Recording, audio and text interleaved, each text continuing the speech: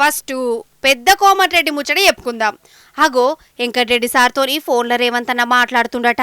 ఈనాలే మీరు మళ్ళీ మీ అందరం కూడా మంచి గణపతి పూజ హోమం చేసాం. మీరు మళ్ళీసారి సీఎం కావాలి, తెలంగాణ రైజింగ్ సక్సెస్ కావాలని చెప్పిన ప్రశ్న వారెవ్వా ఇన్నరా రేవంత్ అన్న కోసం పూజలు చేస్తాడట వెంకటరెడ్డి సారు.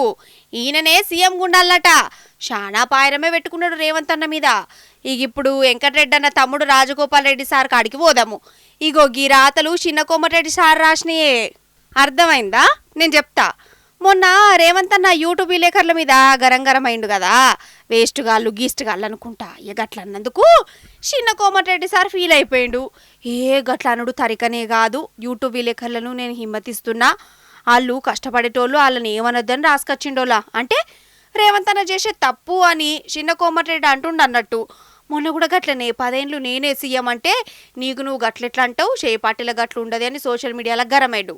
కానీ అన్ననేమో రేవంత్ అన్ననే సీఎం ఉండాలంటుండు. అంటే అన్నేమో గట్లా, తమ్ముడేమో గిట్లా.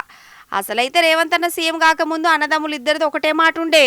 ఇద్దరికిద్దరు రేవంత్ అన్న మీద కోపానికి వచ్చేది.